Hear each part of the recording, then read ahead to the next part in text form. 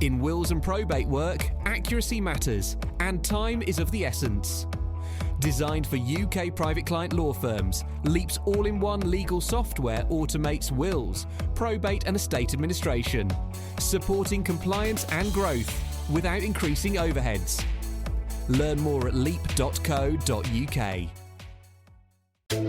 You're listening to the Today's Wills and Probate podcast, one of the leading sources of information for the wills and probate sector. Don't forget to subscribe and sign up to our free newsletter at todayswillsandprobate.co.uk and follow us on LinkedIn and Twitter. Hello, welcome along to the latest Today's Wills and Probate podcast. Today we're talking about a new report published by Leap Estates. I'm here talking with Andy Hitchon, Head of Private Client at Leap Legal Software. And it's the 2026 Private Client Industry Report, surprise, surprise. It's no prizes for guessing what it's aimed at, but it's an overview of the sector and learnings, I suppose, Andy, from the huge number, well into six figures of wills that you have looked at as part of the process for drawing this information together. So I'm really interested to see what comes out of the report today. Thanks so much for joining. No problem. You've got an interesting background. You're not actually a technologist, you're a lawyer. So you come at this with two different hats on, don't you? Tell us a bit about your background and how you've kind of ended up moving from poacher to gamekeeper, if you like. Yeah, no problem at all, David. I am a qualified lawyer. I qualified at a very odd time. I qualified in 2009 and actually qualified as a construction lawyer, which in the 2009 recession was a really, really weird time to qualify. I pretty much became an insolvency lawyer overnight when I was doing that. I moved into private client law in 2012 because I found that I enjoyed construction, but my heart wasn't quite there. So I did quite a weird thing in the world of law, and I went into a completely different area at the other end of the spectrum, and it was the best decision that I made. So in that sense, because 2012 went into private client law, 2016 I took over the running of a private client team. I was looking after a regional branch of a law firm and became partner in that law firm. I was undertaking my step qualification at the time, which I got in 2018, so I'm fully qualified as a step member as well. 2023, I became an equity partner in the regional law firm that I was in that merged with another practice. And then 2025, I was in conversations with Leap, and 1st of October started with them as their head of private client. So yeah, my background is very much lawyer. Always had the interest in software and technology, and had to learn pretty fast the acronyms that come along with technology, which has made me realise that lawyers are their own beast. I guess from Leap's point of view, bringing in somebody that kind of brings coalface experience into the team brings its own benefits, because of course you can look at the platform with a critical eye and sort of say, well, yeah, this would kind of work for a private client lawyer, this kind of thing wouldn't really work. I'm assuming that's kind of part of your remit. 100%. I mean, it was strategically and from an investment perspective with Leap, it's a fantastic decision, because myself and the other verticals, the other areas of law where they've done similar in bringing in, big hitters, partners from other firms. It means that we are looking at them with those pain points that lawyers deal with day to day. We understand what's there. So, the developers can develop, they can look at what's there, they can be speaking to the users. But for us to be able to come in as lawyers and speak to users and say, look, we get this, we've been there, we understand in private client that you're spinning 27 plates at any one time, and that's just before lunchtime. We understand the difficulty of trying to find 8p on an estate account that you can't get to balance. And we understand the day-to-day pressures of running a business, of running a law firm at the same time. It makes a huge difference, and it adds such value back. And I think it just helps the users feel really heard at the same time. They can feed back to us and say, look, we really like the idea of this being in there. And I go, yeah, that's great. That's something in private practice I would have loved to have in there.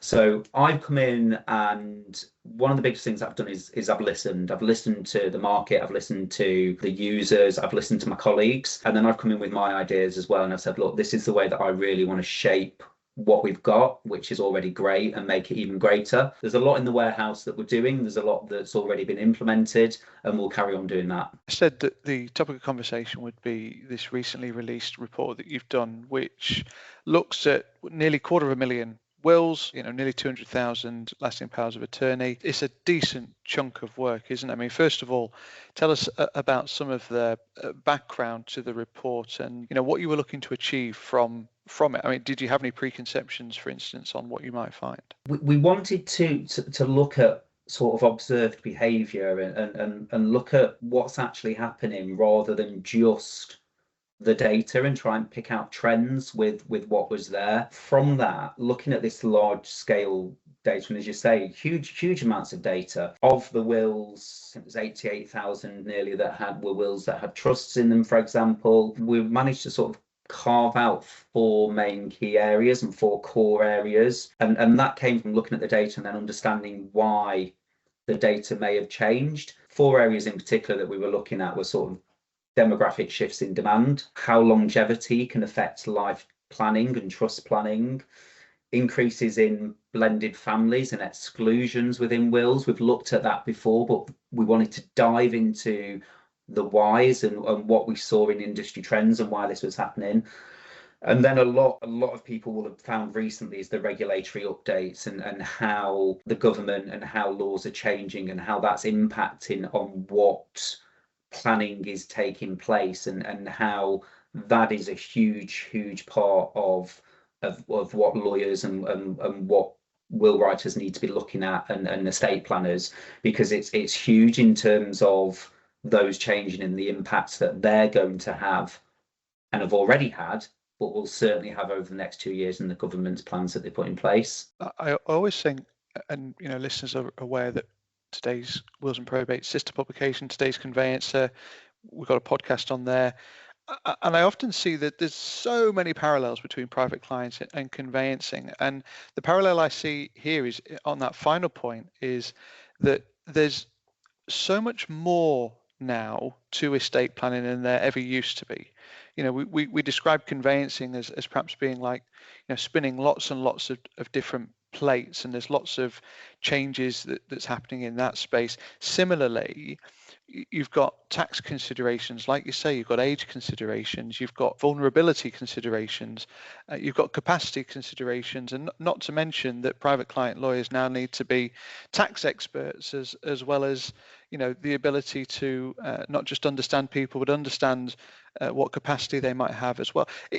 This is a increasingly difficult job to do. It's always been that there is a certain type of mentality behind a private client lawyer, and I think once you start to understand what goes into that, it is far more than just drafting a will, than drafting an LPA. As you say, capacity issues, there are so many things that are coming into it at the moment in terms of the way that things have changed and just the way that society is changing as a whole. Blended families, they call it, some might say crudely, the silver divorces, where you are now getting more divorces in later life because life expectancy is longer, people are living longer. So with that comes the ability for people to live independently for longer, and it becomes more complex because what that then brings into it at the same time is second marriages, third marriages even. I can talk from practice that I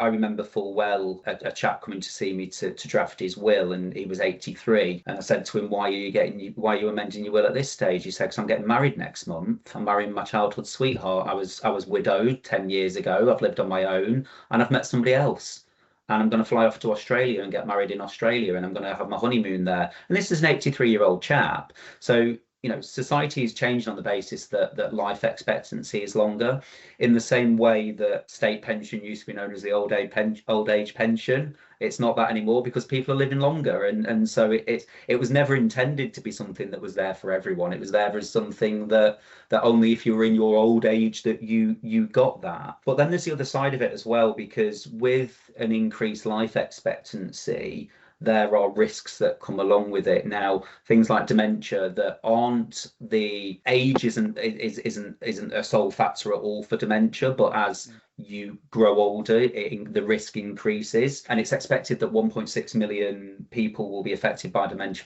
by 2040. So planning isn't becoming just about who inherits what.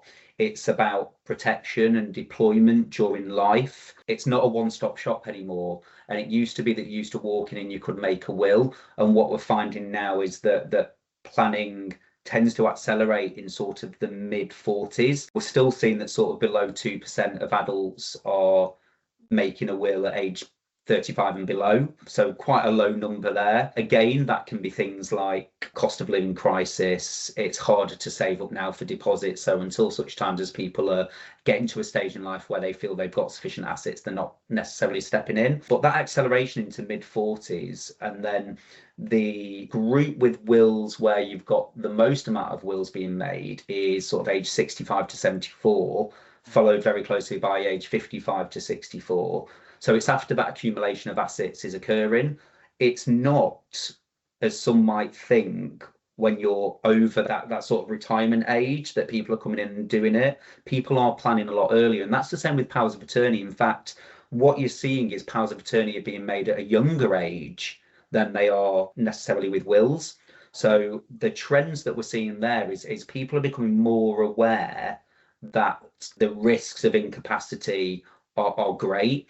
And I think we're helped a lot because there's a lot more on the TV, there's a lot more in the media these days around powers of attorney and around mental capacity than there ever was. It's not a taboo subject to talk about anymore. And people are aware they want to do something to protect their assets, but they're also aware that care homes are a real thing, or care at home costs a lot of money. So they're trying to put in place systems so that family members, for example, can look after those assets. As we've said earlier, holistic planning is so important rather than it just being a one-off. The trends that we're seeing is it flows, and in private practice we will all know that you get the same people coming in time and time again, and that's because things are changing, and it's just really important that we align with what's happening in life and what people are actually doing in planning, and it is starting to show, and that's what the trends are showing in the report. Is a lot of that demand being driven by clients, like you say, who are much more aware of this because they see it on the news, or it might have happened to a relative or something along those lines? And or is it a case that as a profession, we as the private client community are much better at advising clients? It's not enough for you to come in and just write your will. What you need to think about your LPA. You need to think about putting stuff in trust. You need to be thinking about how you're going to pass these assets on to your children. Are we better as a profession at that customer journey, for want of a better phrase? I don't think we are over in the UK as quite as far as, say, America is, because estate planning in America is its own huge thing. We will open over here a will file and do estate planning, but actually estate planning in its own right is really, really important. We all know that what we should be doing, and when we speak with clients, we're saying, look, anytime there is a major event in your life or in the life of any of your beneficiaries, you need to be considering the impact that will have on you as an individual and your estate planning. But that's not always the case. So I think it is now, I think it's something like 60% of people have said that they feel comfortable now talking about life events with family members, and it's not a taboo anymore. So it's a combination, because people will sit and talk with relatives and say, look, what happens if you lose capacity? What happens if something happens to you unexpected and it results in X, Y, or Z? And it is from the point of view of incapacity, and it's from the point of view of death. So it is spoken about a lot more now than it ever was. And that's not to say it's from the point of view of coercion or duress. It's good planning to sit down and say, come on, we need to get this sorted out. The lawyer will always ensure, and the estate planner will always ensure, that they're seeing their clients in the right way, that they are not subject to any sort of duress. But at the same time, as I said, it's really sensible to be talking about it as a now, and it's becoming proactive rather than reactive. And I think that's a shift that we're seeing with the age, the acceleration of it becoming younger, when people are starting to look at what's there. Regulatory change is driving it a lot at the same time. We all know what's happened governmentally over the past couple of years, and it's big changes that are coming in. Agricultural property relief, business property relief, caps on all of that. The farmers that have drove down the middle of motorways in the tractors and been outside Parliament. It's important that these things are happening, but not just that they then come in and they get their planning sorted out. And yes, the government's responded. They've upped limits in terms of reliefs from what they were, but there's still going to be the 2.5 million cap that's coming in, 5 million across a couple, but it still means there are a lot of people out there that have to do a lot of planning. We saw something like 1.46% of wills in the data that we captured specifically referred to business property. That's not to say that other wills didn't have business property included in them, but these were ones that specifically had it spelt out.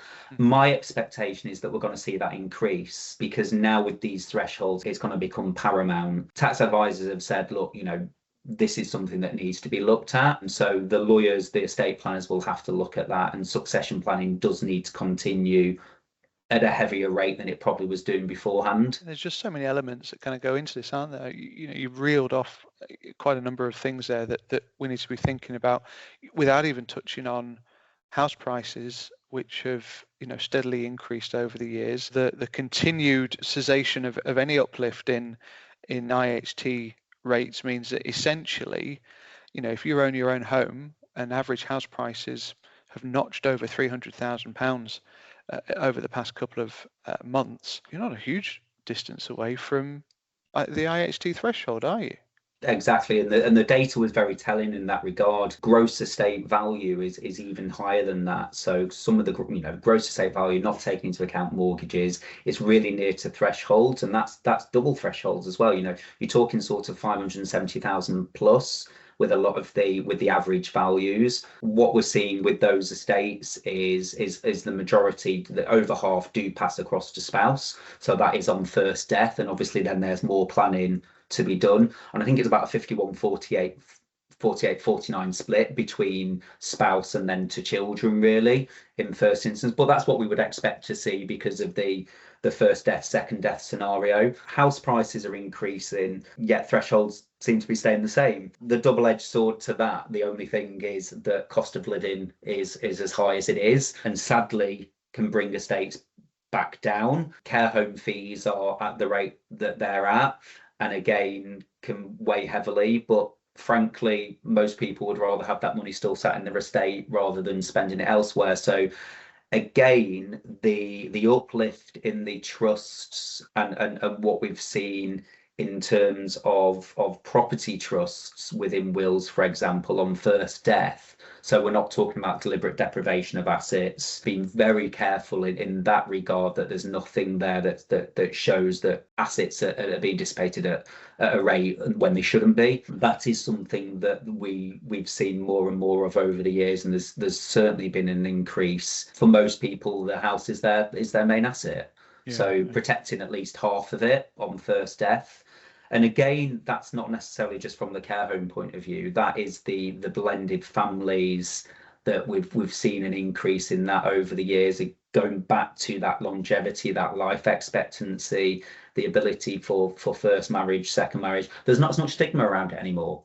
We were seeing for a long time the remarriage scenario and everything else there was a stigma. There's not anymore. So it's a social norm to have a second marriage, but with that comes the protection, and that's not only for care homes, but that's for the family that was from the first marriage and for the spouse that's part of the second marriage. I think there we'd also see potentially exclusions in wills as an increase, and sadly the other side of it, which I do think will increase with all of this, is the dispute side. Disputes within wills, contentious matters are certainly going to be on the rise, and I think part of that is not only because of life expectancy, longevity, and what we were talking about, but just because of the sheer stress now that the government is putting on, because so much will go in tax if the right planning isn't put in place. And that causes its own friction before you even set off family frictions and you start looking at family dynamics. In its own right, that can be very impactful on estate planning. Interestingly, one of the things you haven't particularly dived into, and I appreciate you're doing a review of the information that's held within wills, is you've not particularly kind of gone into why people aren't writing wills. I mean, you mentioned there, for example, your data suggests that less than 2% of under 35s are writing wills. I mean, have you got any views, Andy, on why that continues to be such a challenge for the sector, given some of the downward pressures that we've talked about in the course of the discussion already? Yeah, 100%, and it is something that I've thought about in quite a depth. I think because it is harder now to get on the property market and the cost of living is as high as it is, saving up and getting assets behind you isn't necessarily as easy as it has been previously. There is still a mentality that I don't have enough there, so what's the point in me getting a will put in place? It'll probably cause anyone tuning in to be thinking, well, that is giving me cold sweats, because it's not the case at all. If you've got any sort of asset whatsoever, you should be thinking about getting your will put in place. It's one of those whereby when I've looked into it, I think something like 58% of people that don't have wills say that they want to make wills within the next 24 months. Yeah. So the intention is there. What I think we're going to see, though, as a result of all of the changes that are coming about is, as part of that planning, the bank of mum and dad, we're going to see gifting being more paramount than it's ever been, getting your 7-year gifting rules in. That money is going to come down the lines possibly quicker than it has before. And on that basis, what I would expect to then see, hopefully, is that younger generation starting to think, I've got more capital behind me than I've ever had before. So on that basis, I'm going to start getting my planning sorted out. And again, I think they do think of it from the point of view of powers of attorney. There's something in the minds, I think, of somebody that's in the workplace that might be thinking, well, I've got to get a power of attorney getting put in place in case they have an accident, not just through dementia or otherwise. Something about wills, it's always been the same, don't need it yet. We'll think about that at the time. Not going to do it until I get married. And just the misconceptions that come along with it. Oh, I've got a partner, I've been with her for God knows how long, it's fine, we don't have anything together. Or, oh, I'm married, everything passes to my wife. Oh, well, you've got kids. No, it doesn't, not necessarily. So I think there's an education there. And again, that comes into that holistic planning that we spoke about earlier. I used to say in private practice, whoever I was going to see, look, 2 to 3 years, review what's there. If a life-changing event comes up for you, your beneficiaries, whether it's positive or negative, get back in touch, because that is the time that you need to be thinking about what's there. Are we going to move towards a system whereby we've got multiple files for a client and we'll have file numbers 1 to 10 for Joe Blogs because we've seen them that many times over the years? If that's when they first come to a firm, and they're in their 20s, 30s, early 40s, well, yeah, we should be doing that. That's where it should be. And putting mechanisms in place so that we're actively reaching out and saying, you put a legacy in your will that was 10 grand. You did that 3 years ago. Is that 10 grand still 10 grand? What's changed? And that's going to take an education on both parts. It's an education on the practitioner to be able to reach out and have an ability to look at what they have in their will bank, for example, and be talking to their clients and not necessarily just relying on their clients to come back to them, because a 10 grand legacy in 20 years isn't worth 10 grand. It's worth a lot less. And we don't know what the circumstances are of that person. If they've inherited massively, that 10 grand, they may want to up it. If they've been through financial hardship, they may want it to go down, or it might just be a result of the economy that 10 grand should be 20 grand. And if they've not done something to put it so that it grows with inflation, it could be a gift in the will that then isn't what they actually intend. I want to ask you a question about whether you think that we as professionals, you as professionals, are qualified to provide the panoply of estate planning services that we've kind of touched on today, things like financial advice, tax advice, insurance advice, care home fees. This is, again, drawing on parallels to the other publications that we run. There is a move within family law, for example, to start to involve very kind of specialist professionals within, for the sake of argument, into divorce process. So, get the pensions expert in, perhaps get a counsellor in of some description to help with some of the emotional support that the client might need. Understanding that the lawyer's role is the legal bit. We sort of build this support base around the client. Do you see that, that's to your point about the American model, that feels much more like the American model? We're not there yet, but do you see that sort of the direction of travel?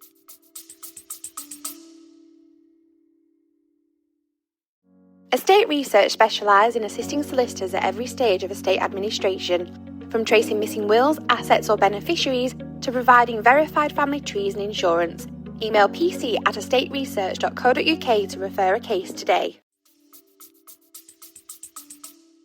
100%. It's absolutely paramount to have that in place. We can specialise in what we specialise in, and recently one of the changes is, as we'll have seen, in terms of HMRC basically saying you've got to register if you're giving any form of tax advice. What we do, as private client lawyers, court protection, conveyancing, if we're talking about SDLT, capital gains tax, all of a sudden we become tax advisors and we've got to register for it. And frankly, we're not there with it. So having what I used to call, almost your holy trinity there, and make sure that you've got it all lined up. There is nothing better that when you are estate planning, if you can be sat and you can have your tax advisor, your accountant, your financial advisor, and if you're dealing with somebody that's vulnerable, perhaps the social worker, your capacity assessor, all on hand.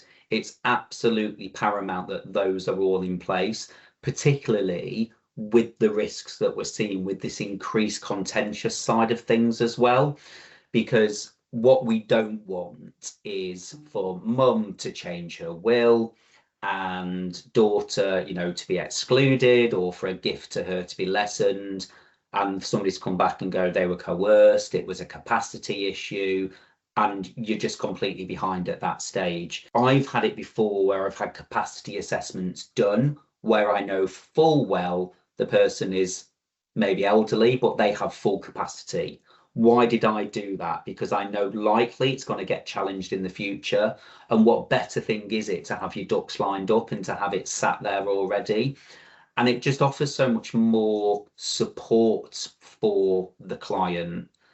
It does become holistic. It becomes, there is someone there to talk to about the decision to gift away a large amount, because there'll be tax implications to it. I used to say to clients, I can draft you, I'd have a client come in and they're saying, right, I want to put my house into trust. Great, okay. Well, have you spoke about the repercussions of doing that? Oh, I want to put 400,000 into trust. Well, what have you done over the last few years? What does your tax advisor think is the best asset to be putting into that trust? What are you going to do when that money's put into trust? Oh, I don't know yet. Well, where's your financial advisor telling you what you need to do with it?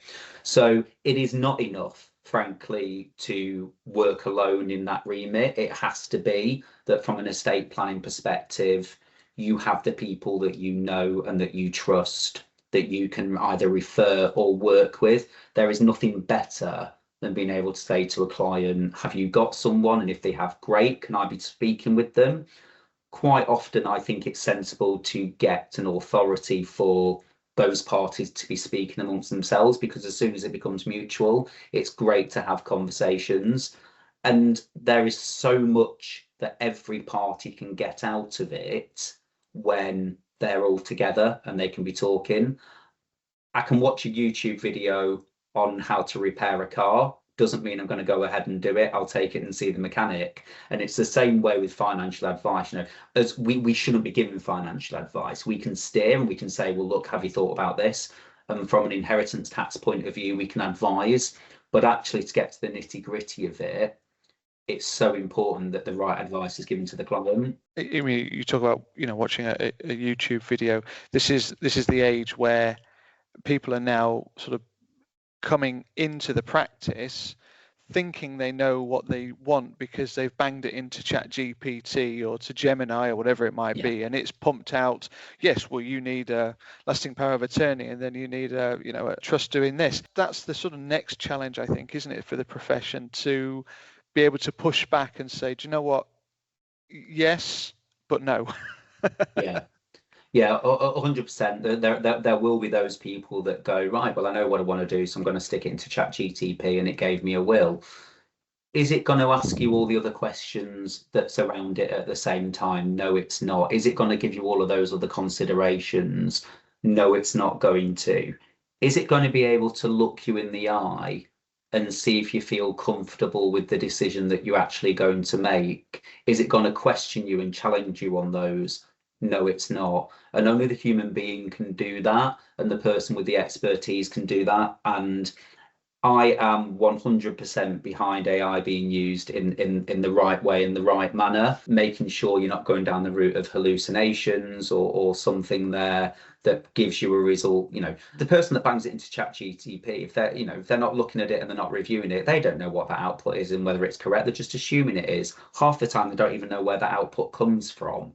So it's so important that if the AI technology is being used in that regard, it's by a professional and it's human in and it's human out, and it's looked at properly when it comes out of that system, and the right robust systems are being used. It sort of leads me on in a way to sort of where the Law Commission's going, with the ability to do digital wills and what's behind that, and people thinking, oh great, I'll just be able to log on and I'll just be able to fill in a form and it'll populate it digitally for me and I can store it and I can sign it that way. And again, it's only ever going to be as good as the system that's behind it, and the protections, the controls and the certainty is what you get from the legal profession. It's the old adage of being able to walk into WH Smith's and pick up a will packet for £17.50 off the top shelf. It isn't going to dive into your life and look at your assets and say, well, you've got this is what you need to think about. You're going in with a preconceived idea. What you then often leave with can be very different if you've sat with a lawyer. The amount of times I would sit with somebody and they go, never thought of that.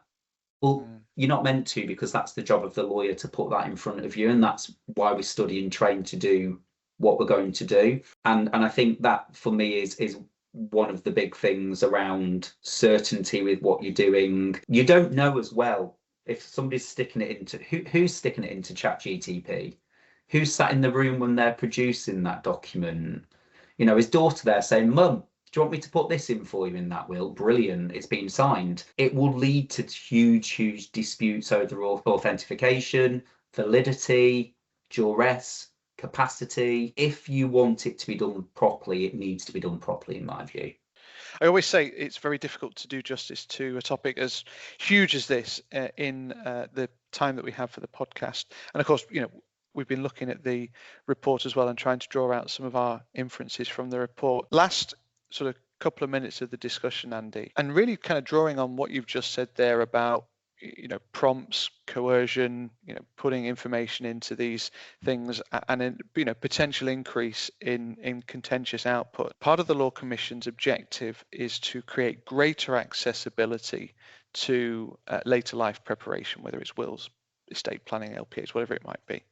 And I just wonder whether, with your lawyer and your technology hat on, which way you might lean in terms of whether you think that's a good thing, a bad thing, somewhere in the middle. There's obviously a lot of concerns with the reforms. I do welcome the reforms because it's a potential to reflect modern behaviour, especially for the digitally confident sector of society. And that's not just to say the millennials or a younger generation, because frankly, I know grandparents who are absolutely fine with technology and more than happy to be sat on Facebook and to be looking through to redo their insurances. So it will open it up, and especially to those who perhaps can't get out, can't get into an office. It's always been quite difficult as the lawyer in private client to look at those home visits. Time's tight as a private client practitioner.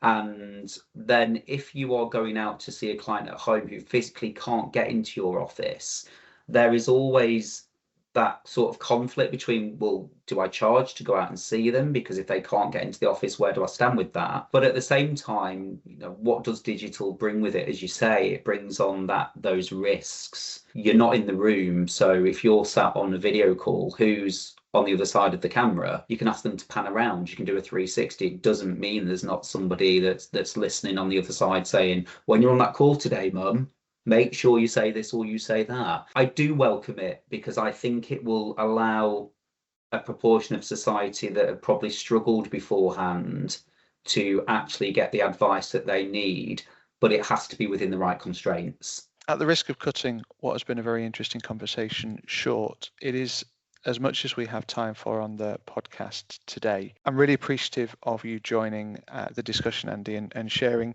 not just the output of the report, but actually, lacing it with kind of your own thoughts and inferences, both from your time in practice and your role now as well. So thank you very much indeed for joining. Thank you. The Today's Wills and Probate podcast is available on your preferred podcast provider. It's also on todayswillsandprobate.co.uk. My thanks to Andy. Thank you as ever for listening, and we'll see you again soon. You're listening to the Today's Wills and Probate podcast, one of the leading sources of information for the wills and probate sector. Don't forget to subscribe and sign up to our free newsletter at todayswillsandprobate.co.uk and follow us on LinkedIn and Twitter.